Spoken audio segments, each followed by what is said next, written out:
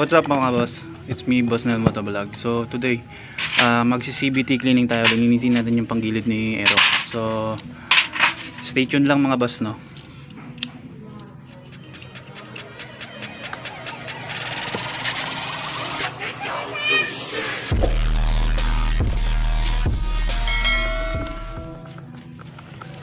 So yan mga boss, no? So tatanggalin muna natin itong crankcase cover natin ni Aerox. So wait lang ng mga boss. So tanggalin ko lang muna to.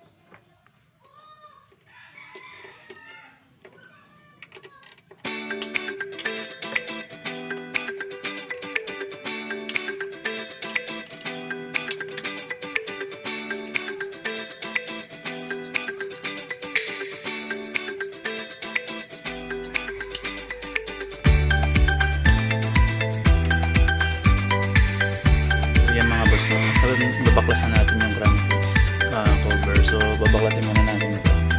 So dahil wala tayong white tools, so ang gagamitin natin pang kalso dito. So ito. So yung iba kasi tornilyo. Sa sporty kasi tornilyo. So sa atin dito sa Aerox ito ito masyadong masikip.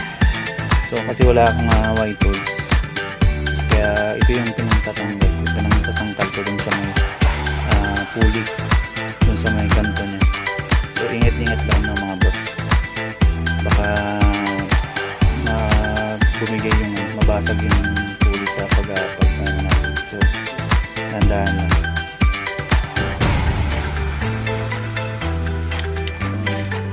So ito mga boss, no, pang tipo ng bakal. So ito yung pang kontra namin dito sa bell, kasi walang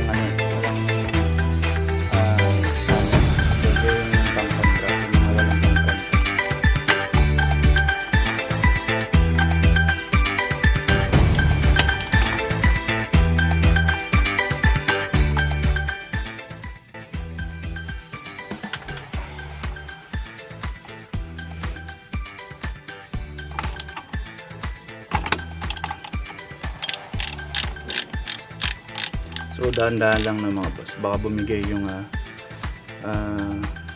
tornilyo natin, yung trend, kasi madaling makikita kasi ito.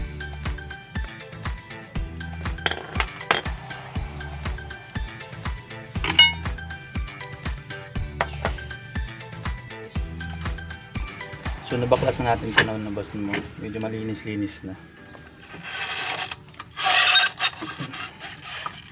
So check na din natin okay pa.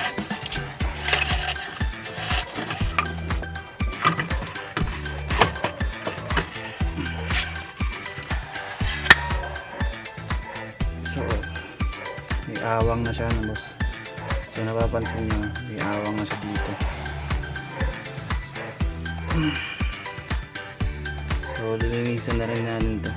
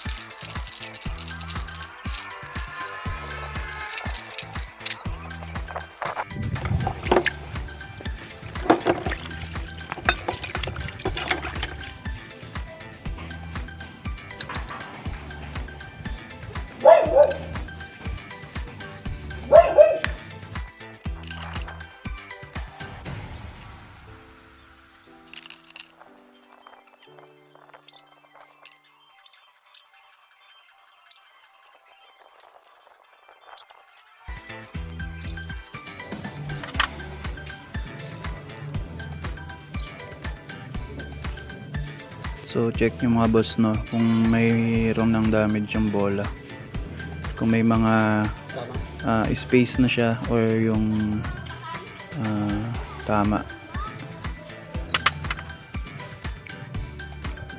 So, wala pa naman mga boss. Ito, binatang ko yung visa ko. Sa'yo ka pa.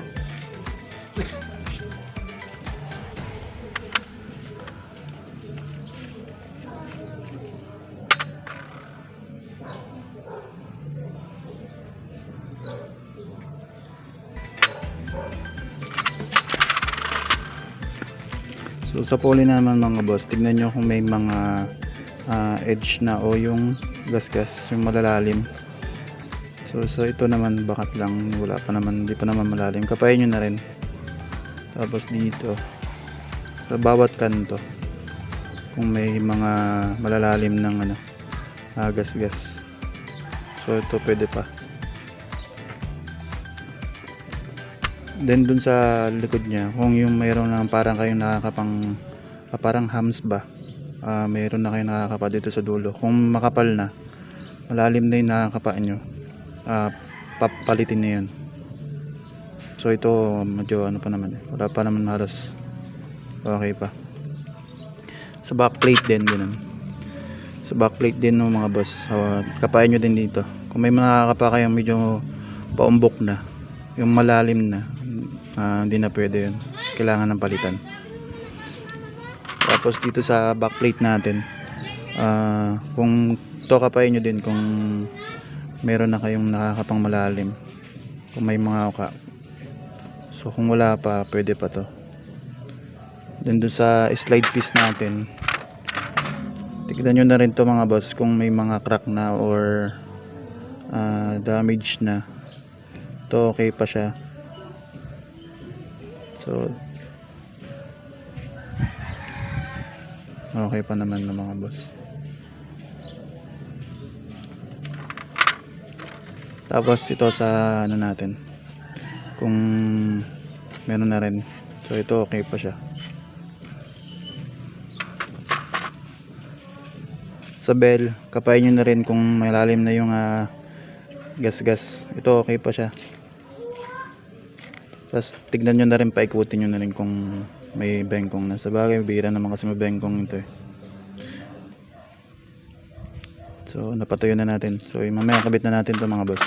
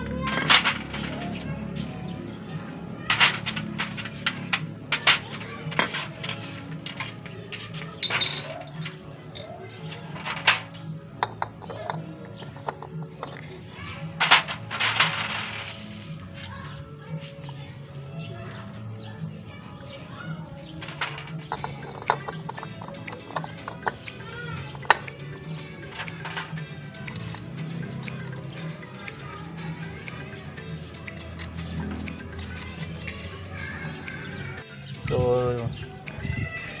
ito yung mga boss na nakakalabo siya dahil wala tayong ftools.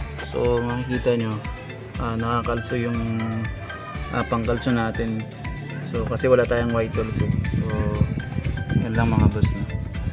Sa mga walang ftools, yan pwede nyong gamitin, pwede nyong gawin.